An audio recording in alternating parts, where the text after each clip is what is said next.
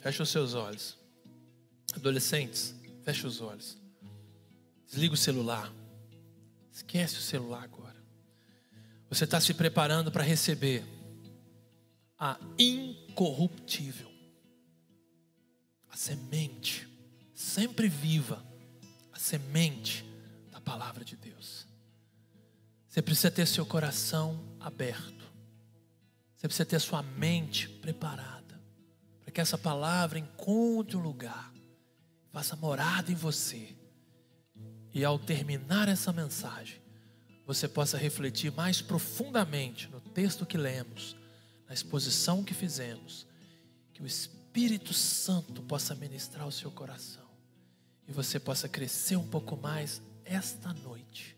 Que Deus te cure de traumas, de dores, que Deus restaure a sua visão, que Deus renove o seu coração e que ao final dessa mensagem estejamos todos mais parecidos com Jesus. Assim eu oro, em nome de Jesus. Amém. Semana passada nós começamos a falar, pode soltar o primeiro aí, sobre uma série que eu estou chamando de Para que existimos? Quem não estava aqui semana passada? Deixa eu ver. Quantas pessoas? 1, 2. Vocês estavam aqui, né? Joia. 2 então. Quem não estava aqui semana passada? 3, né? 4. O Mark não estava. 5, 6. Quase todo mundo estava aqui, né? Nós falamos um pouquinho sobre isso. Você já pensou? Para que você existe? Já pensou sobre isso? Meninada nova aí, vocês já pensaram? Por que vocês existem? Será que é só para poder nascer, mamar, fazer cocô, chorar? Que criança, né? Bebezinho, né? Né, Maria? O George mama, faz cocô, chora e chama a mãe. E o pai entrega para a mãe quando ele chora. Não. Nós nascemos para algo maior. Nós nascemos para algo melhor. Deus criou você para fazer diferença nesse mundo. Nós falamos, por que nós nascemos como indivíduos? Por que nós nascemos como seguidores de Jesus? Para que Jesus deixou que você nascesse e se juntasse ao povo dele? Porque foi o Senhor que colocou você dentro do arraial do povo de Deus. Foi Deus que buscou você. Quando você se converteu, foi o Espírito Santo que te tocou? Ou foi você que abriu o seu coração?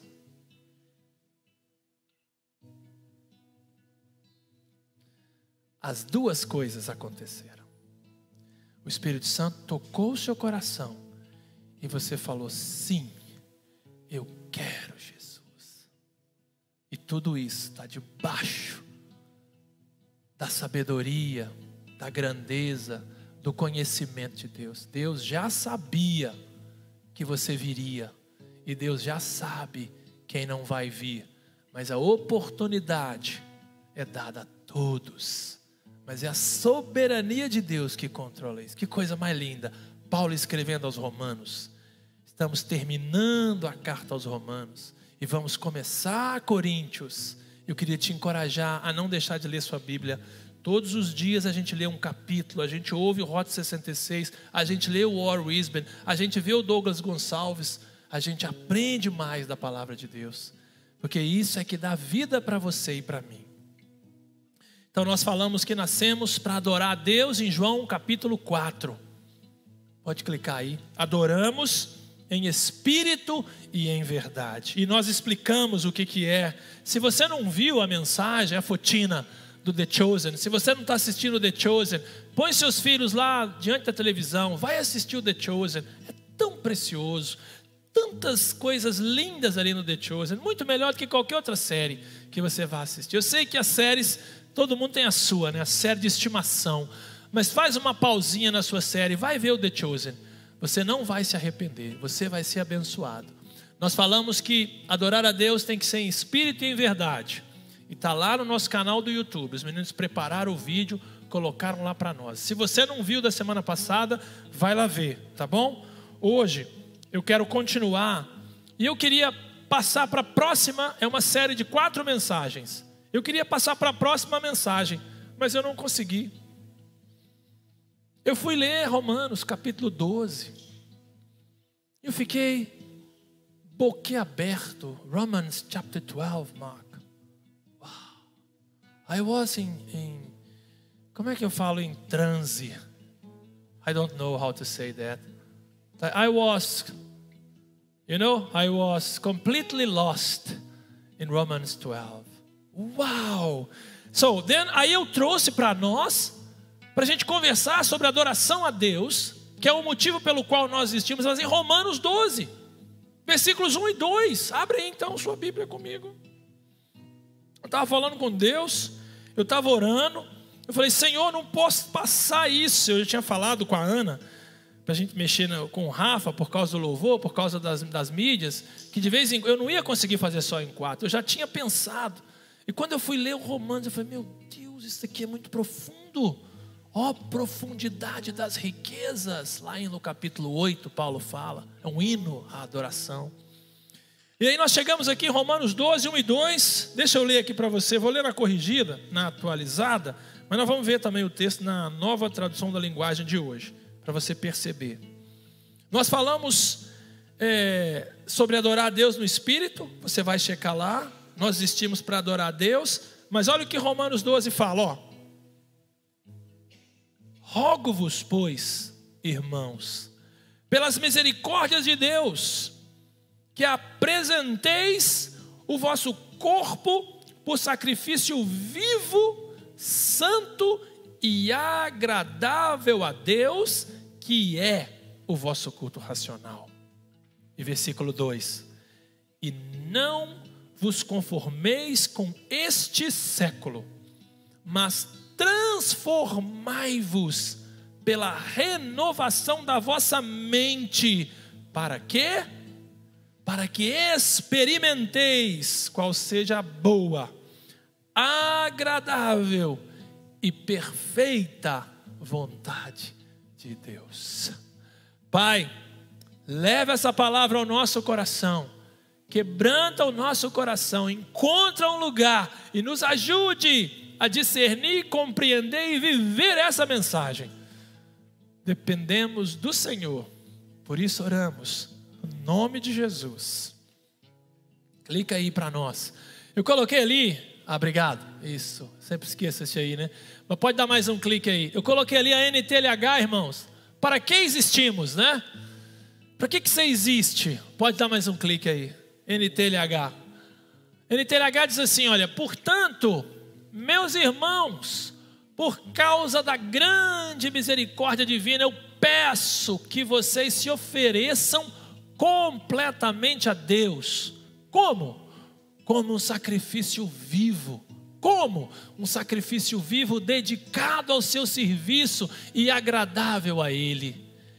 Esta é, agora anota aí, esta é a verdadeira adoração que vocês devem oferecer a Deus. Não vivam como vivem as pessoas deste mundo, mas deixem que Deus os transforme por meio de uma completa mudança de mente, no grego metanoia. Assim vocês conhecerão, vocês vão entender a vontade de Deus. E qual que é a vontade de Deus? Aquilo que é bom, perfeito e agradável a Ele. Essa é a vontade de Deus. E quando você olha para o texto no versículo 1 dessa nova versão, está escrito aí, essa é a verdadeira adoração de vocês. Você viu lá no texto? Essa é a verdadeira adoração de vocês. Agora, o que significa isso? O que significa uma verdadeira adoração? Porque semana passada falamos sobre isso. A adoração tem que ser dentro da gente, tem que ser sincera, tem que ser honesta, tem que ser íntegra. Não adianta ficar mais ou menos. Deus não aceita o seu mais ou menos. Isso é sacrifício morto. Deus quer ver um sacrifício vivo. Então o que significa, adolescentes que estão me ouvindo aí essa noite, jovens, o que significa a verdadeira adoração? Qual será a verdadeira adoração de que Paulo está falando?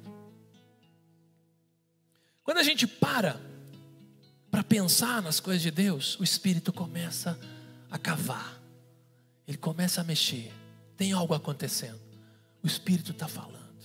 Quando você olha para o texto de Romanos 12, nós vemos alguns elementos no Romanos 12, 1 e 2 que nos ajudam a descobrir o que é a verdadeira adoração. Como é que Deus vai aceitar essa adoração sincera do nosso coração? Esse é o ponto.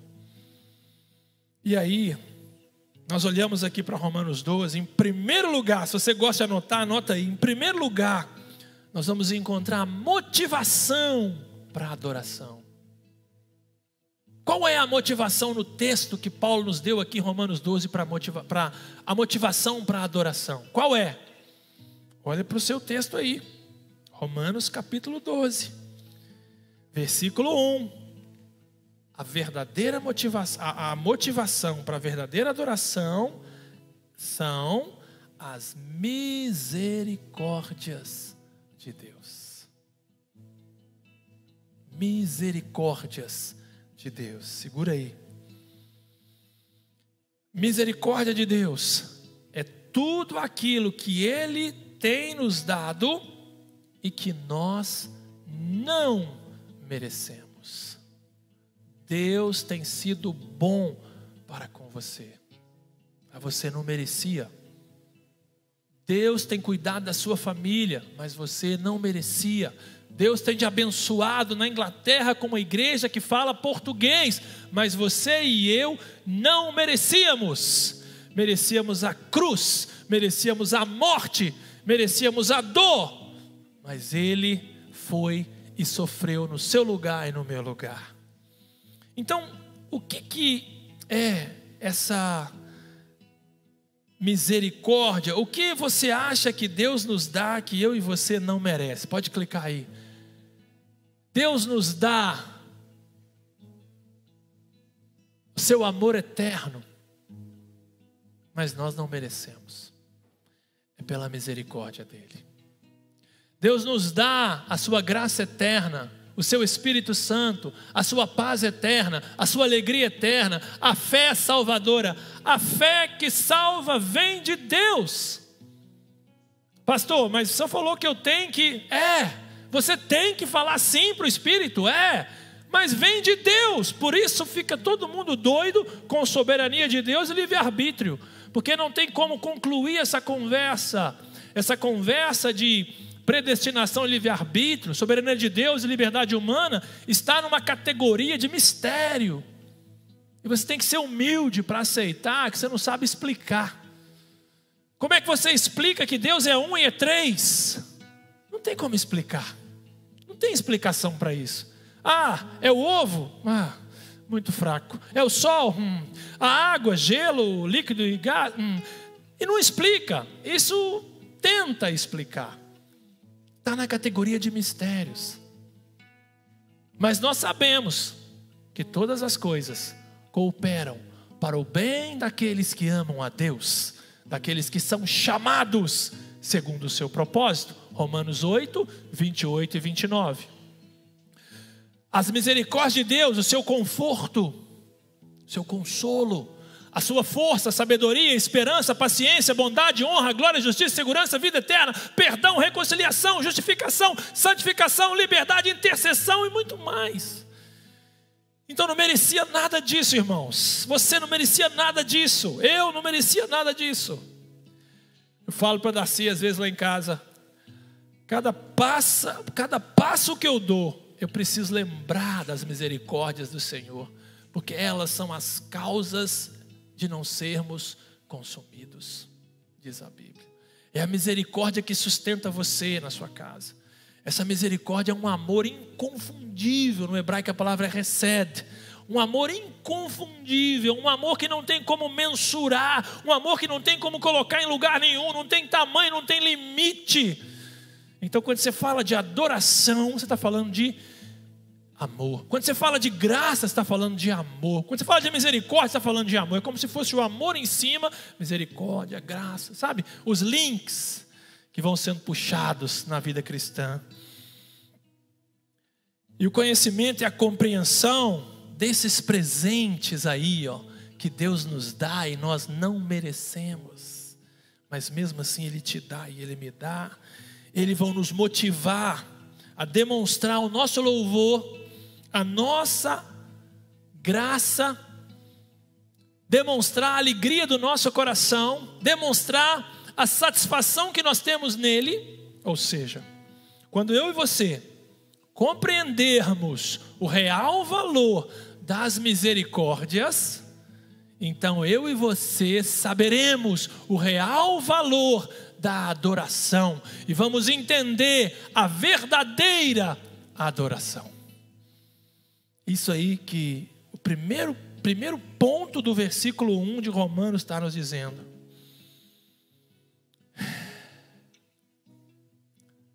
Tenha misericórdia do seu irmão. Aquele irmão que é difícil de lidar. Tenha misericórdia dele. Tenha misericórdia daquela irmã que falou mal de você, falou pelas suas costas. Tenha misericórdia dela.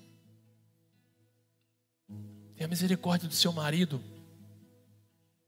Seu marido precisa de encorajamento para melhorar. Augusto Cury diz que ninguém muda ninguém. A capacidade que nós temos é de piorar as pessoas. Mas ele fala também que se a gente aprendesse a elogiar mais, a ajudar mais, a contribuir mais, as outras pessoas iriam melhorar um pouco mais. Nós temos que aprender. Tenha misericórdia da sua esposa. A Darcy conversava comigo hoje de manhã e abriu o coração. Eu falei: ô Jesus, me ajuda a ajudá-la. Amor, eu estou precisando disso, estou precisando daquilo. Ela falou: Senhor, ajuda-me a ajudá-la. A vontade era satisfazer todos os desejos dela, mas eu não posso. E eu não sou Deus, eu não sou o Espírito Santo. Então, o desejo dela em lidar com as dificuldades dela vão ajudá-la. Jesus, olhando para isso, vindo do coração sincero, Ele vai estender graça para Darcy, Ele vai colocar meu coração no dela e nós vamos juntos caminhar. Tenha misericórdia da sua esposa e do seu marido. Filhos, tenha misericórdia do pai e da mãe. Seu pai, ele quer o melhor para você. Sua mãe, ela quer o melhor para você. Às vezes, o pai e a mãe têm que tomar decisões difíceis. Meus pais tiveram que me mandar para a casa de uma tia um pouquinho complicada, que ela não me ouça. E eu tive que viver na casa dessa tia e desse tio, e comer feijão estranho que não era da minha mãe, lavar roupa de escova com 10 anos, para ajudar a minha tia que ia trabalhar. Eu ficava cuidando de 3 crianças com 10 anos. Eu tive que ir morar na casa de um tio porque não tinha comida direito em casa. A coisa era difícil, não passava fome, mas era difícil. Manda o menino para a casa do tio para ver se ele melhora, para ver se a gente alivia aqui em casa. Então talvez está me ouvindo aqui, adolescente, jovem, e você está pensando assim: poxa, mas a minha mãe e meu pai. Os pais querem o melhor para os filhos, mas os pais também erram. Tenha misericórdia do seu pai, tenha misericórdia da sua mãe. Escuta mais seu pai, escuta mais sua mãe. Tenta entender o lado deles. Eles são geração X, Y. Você já está na Z e na alfa. Tenha misericórdia dos seus pais. Pai, presta atenção. Os seus filhos têm uma outra maneira de ver o mundo, outro jeito de olhar para as coisas. Tenha misericórdia dos seus filhos. Não deixa de corrigir o seu filho, não deixa de corrigir a sua filha, mas tenha misericórdia. Amor eterno, graça eterna, conforto, força, sabedoria, esperança, paciência, bondade, honra, glória, justiça, segurança, vida eterna. Tem misericórdia desses meninos. Ensina esses meninos qual é o caminho que Deus tem ensinado para você. Mostra para eles o que é de verdade que Deus está te mostrando. Se você falhar nisso, seus filhos vão falhar. Se você não se posicionar em Jesus, se você não quebrantar seu coração, seus filhos vão falhar. Muitos pais que quebrantam o coração pagam um preço muito alto e os filhos ainda falham. Imagina um pai e uma mãe displicente, que não prestou atenção na palavra, que não viveu o que pregou e não pregou o que viveu. O que vai ser dessas crianças amanhã? Tome postura. Aproveita que Deus está falando com você hoje. Toma postura, se posiciona. É assim que a gente cresce, é um contribuindo com o outro, é um ajudando o outro. Olha que coisa bonita, Maria e o Jarbas ensinando os meninos a falar, versículo bíblico. Agora, semana que vem é a sua vez de ensinar os meninos. É sua vez de colocar os meninos para ler a Bíblia. Lá em casa tem que ler a Bíblia. É difícil, não é? Sua casa é difícil, seu filho ler a Bíblia? E olha que a gente lê a Bíblia lá em casa, hein? Pelo menos isso, né, amor? A gente faz. Pelo menos isso. A gente ora, pelo menos, e o mínimo. O mínimo é orar e ler a Bíblia, o mínimo. E aí o filho está vendo, ele quer também ler. O filho fica olhando para você. Aí seu pai não lê, sua mãe não lê. Ah, eu não vou ler, não. Não fica pensando assim, não. Se o seu pai não lê, sua mãe não lê, você leia. E fala, pai, por que você não está lendo? Mãe, vamos ler comigo. Tem misericórdia deles. Eles amam muito vocês. Se eles pudessem, colocavam vocês numa bolsa de vidro, não deixava ninguém chegar perto, aquele vidro que, sabe, blindado. Se os pais pudessem, eles faziam isso. Mas eles não podem, Deus não deixa. Então vocês, adolescentes, jovens, vocês têm que aprender a crescer, a lidar com as frustrações de vocês, a passar pelas dificuldades, a passar a luta, a sofrer. Não fica evitando o seu filho de passar dificuldade, porque ele tem que aprender, e é na dificuldade que ele cresce. Mas observa, fica perto e ajuda ele a andar. Amém? Tem misericórdia dos seus filhos. Lembra, a verdadeira adoração, minha e sua, só acontece quando a misericórdia prevalece. Se não há misericórdia, não há adoração. Rogo-vos, pois, Paulo escreveu, pelas misericórdias de Deus. É a motivação para a adoração, é a misericórdia. Também aqui em Romanos 12, no versículo 1, nós encontramos a descrição da forma da nossa adoração. Paulo diz o quê?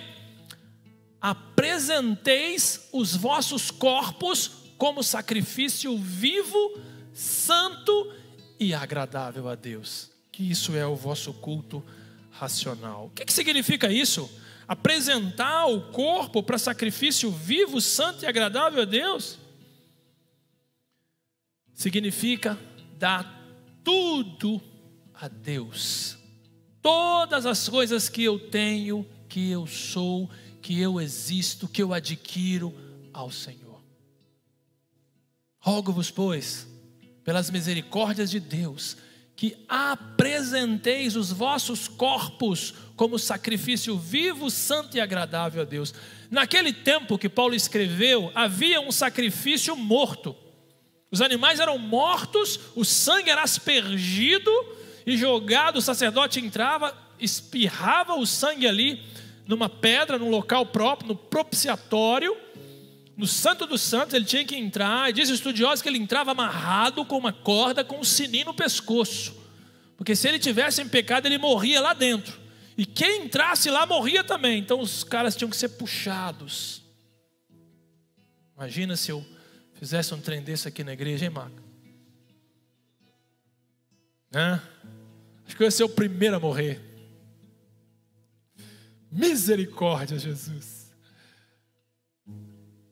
Apresentar o corpo. Então, se tinha um sacrifício morto, Jesus veio e Jesus habitou em nosso corpo. Nós somos o templo do Espírito Santo. Ele está em algum lugar aqui no nosso corpo.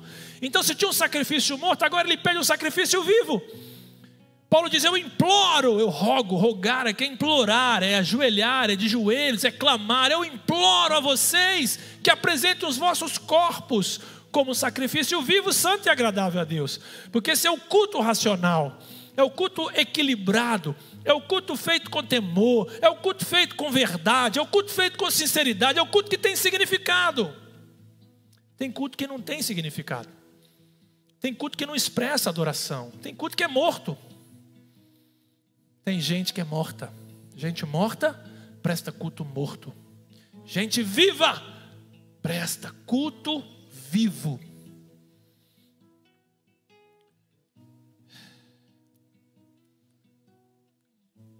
Tudo na nossa humanidade, tudo no nosso coração, tudo na nossa mente, tudo nos nossos pensamentos, tudo nas nossas atitudes precisa ser apresentado a Deus.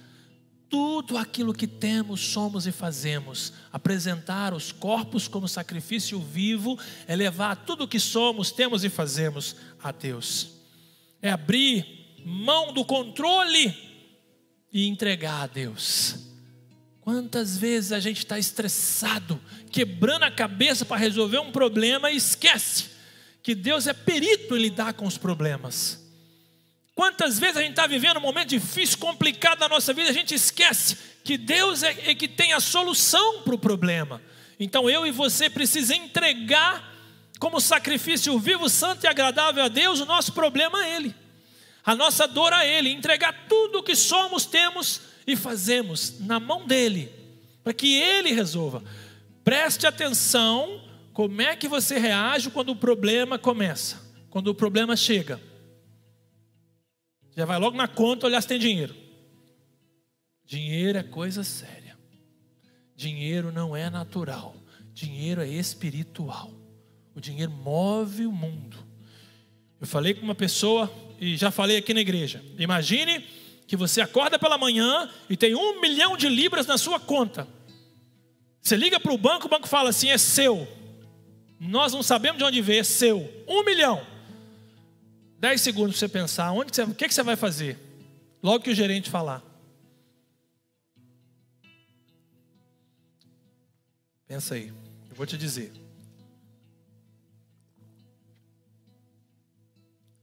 Eu não sei o que você vai fazer, eu imagino. Mas eu sei o que você não vai fazer. Você não vai mais vir aqui nessa igreja. 1 milhão? Você acha que você vem? Com 1 milhão no banco? Você vem aqui? Sábado à noite?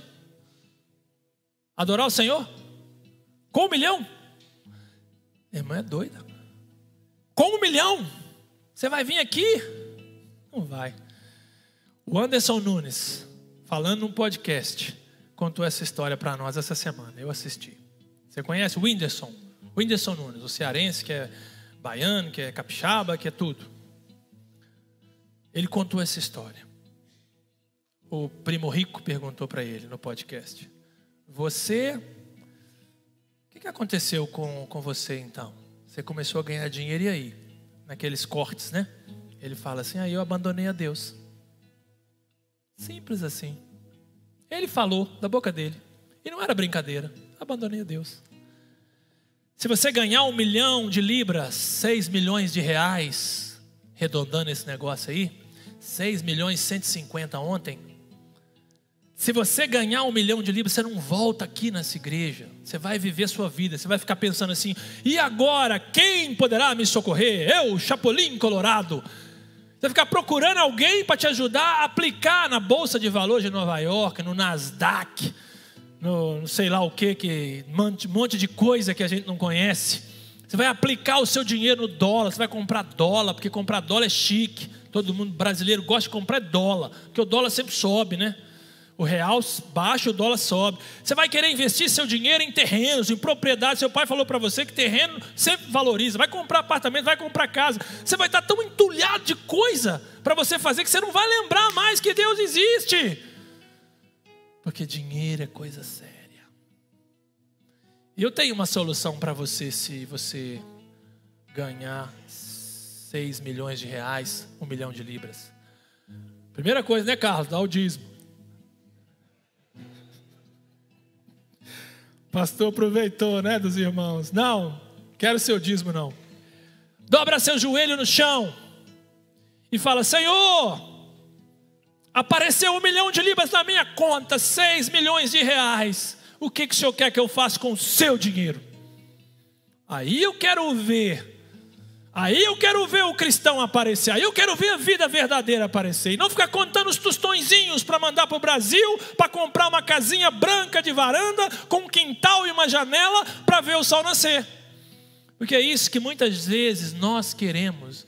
Não tem problema se você tem uma casa boa no Brasil. Que bom, glória a Deus.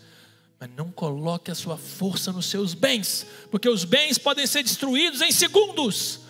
Passa um terremoto, derruba tudo, destrói tudo e acabou. E toda a sua esperança fica lá, naquele sítiozinho, naquela casinha. Aprenda a colocar a sua adoração no lugar certo. Seu coração tem que estar em Deus. Aí esse 1 milhão, Deus vai falar assim: tem um missionário em África precisando de ajuda. Manda para ele lá uns 50 mil. Tem um brasileiro lá no interior passando dificuldade. Você viu o que aconteceu na Turquia? Olha, na Síria. Estão precisando de... Olha como é que está a Ucrânia. Olha o que a Rússia faz com a Ucrânia. Deus vai começar a te dar ideias. Você vai virar um administrador de Deus. Se você quiser e se você deixar. Dinheiro é coisa séria. Não brinque com isso. Talvez... Jesus amado. Talvez nessa altura você possa perguntar: pastor do céu, adoração verdadeira é muito difícil. Como é que eu alcanço isso? Já pensou? Entregar o seu corpo como sacrifício vivo. A motivação é a misericórdia. A forma é entregar o corpo como sacrifício vivo, santo e agradável a Deus. Paulo tem a resposta aí para nós. Clica aí para nós. Paulo diz para a gente fazer o quê? Renove a sua mente para ser um adorador. A gente precisa fazer uma limpeza interna na nossa mente e no nosso coração. A maioria das vezes nós somos mesquinhos na adoração. Nós achamos que adoração é música. Isso é emoção. Isso aqui é emoção. A adoração está lá dentro. O que está lá dentro quando você faz? O que está lá dentro quando você estava cantando aqui? O que estava lá dentro? É adoração ou é emoção? Adoração não é música. Música faz parte do processo da adoração. Mas adoração é estilo de vida. É vida com Deus de verdade, com integridade, com honestidade. E Paulo fala que é para a gente então renovar a nossa mente, renovar diariamente, limpar a nossa mente desse mundo sujo e imundo que está aí na nossa porta. E aí a gente vai entender como é que funciona a verdadeira adoração. Aí a verdadeira adoração vem, porque ela vem de Deus. Nós adoramos com as nossas mentes renovadas, com as nossas mentes limpas e não com as nossas emoções. Não é? A emoção ajuda e às vezes atrapalha. Ela está aí. Ela quer dominar você, não deixa. Não viva por emoção, porque as emoções são coisas maravilhosas, mas elas podem ser forças destrutivas e acabar com você. 1 Coríntios 2,16, Paulo diz que temos a mente de Cristo, não as emoções de Cristo. Então, existe só uma maneira da gente renovar as nossas mentes. Quem sabe qual é? Pensa aí. Para renovar a mente, Paulo diz isso em Romanos. Eu vou traduzir para nós. Para renovar a nossa mente, nós precisamos refletir, aprender, entender, absorver e viver a palavra de Deus. Paulo diz que a fé que nós temos vem pelo ouvir, e o ouvir a palavra de Deus. A Bíblia é maravilhosa, porque ela traz para nós as verdades. Por isso que a gente tem que viver a Bíblia, pregar a Bíblia, andar com a Bíblia. Não ser um religioso que fica jogando versículo bíblico na cara dos outros. Não, isso é religiosidade. Mas se você prestar atenção na grandeza do texto bíblico, no amor de Deus, em deixar Paulo escrever, inspirar Paulo, você vai entender que Deus quer a misericórdia de você e de mim na adoração. Então a gente precisa conhecer essa palavra, crer nessa palavra, manter convicções nessa palavra, amar essa palavra. Senão a gente se perde. Você começa a parar de ler a Bíblia, sua cabeça começa a virar, você começa a ir por outros lados, as preocupações começam a te tomar, você começa a ler a Bíblia e ter seu tempo com Deus. Adolescentes, devocional, todo dia vocês precisam parar, ler a sua Bíblia. Estamos lendo Coríntios, não é? O Upside Down está lendo Coríntios, não está? É isso, Nicolas? Olha lá, o Nicolas está mandando o Upside Down, está orientando o Upside Down já nos Coríntios. Nós estamos chegando atrás de vocês. Então pegue a sua Bíblia, separe um tempinho. Se você não tem Bíblia, vem falar comigo. Vou comprar uma para você e vou dar uma cacetada no seu pai. Pelo amor de Deus, pai, não deixa seu filho sem Bíblia não. Ah, está no celular. Dá uma Bíblia para ele de papel. Dá uma Bíblia de papel, cheirando papel, para ele marcar, para ele riscar. Compra aquela Bíblia boa para ele anotar. Investe na vida dele. Então quando a gente escolhe conhecer a verdade, viver a verdade, crer na verdade, essas escolhas resultarão numa verdadeira adoração espiritual. Porque aí você começa a viver a sua vida com Deus de verdade. Você começa a experimentar as coisas de Deus de verdade. Você começa a viver, a ver aquilo que Deus está falando e mostrando para a gente. Os seus olhos se abrem. Você recebe dons. Você recebe alegria. Você recebe prazer ao servir a Deus. E não cansaço, desânimo de viver. Você precisa ler. Não espere que a música induza a sua adoração. Busque na música uma maneira de se conectar a Deus. Mas não é adoração, não é música. A verdadeira adoração é centrada em Deus e reservada somente para Ele. Ele é o digno de receber a sua adoração. Então a gente não deve também adorar outras coisas. A gente não deve adorar o dinheiro. Você não deve adorar uma outra pessoa, uma estátua. Você não deve adorar uma outra pessoa que não seja Deus. Ele é o único digno de adoração. Tem gente que adora outras pessoas. Não, a gente adora ao Senhor, a Ele a nossa adoração. O pessoal da música me ajuda aí para a gente ir embora. Não devemos adorar com a expectativa de receber algo em troca, a expectativa de que você vai trocar com Deus. Aí eu vou lá, eu vou orar, eu vou ler minha Bíblia, eu vou mandar uma mensagem para os irmãos falando que eu li a Bíblia, eu vou fazer um vídeo dizendo qual foi o texto que eu li, eu vou mandar isso para todo mundo, vou colocar no Instagram. Aí talvez, Deus vai me dar alguma coisa. Não, Deus não vai trocar nada com você. Deus não vai curar você, Deus não vai restaurar você por causa disso. Ele pode fazer todas essas coisas, porque Ele tem poder de fazer todas essas coisas. Mas quando a adoração for sincera, quando sair do seu interior rios de água viva, como Jesus falou, você nunca mais terá sede. Como Ele falou para Fotina, de acordo com The Chosen, lá no poço de Jacó. Então, para a gente encerrar, nós existimos para adorar a Deus. Por que nós existimos? Para adorar a Deus.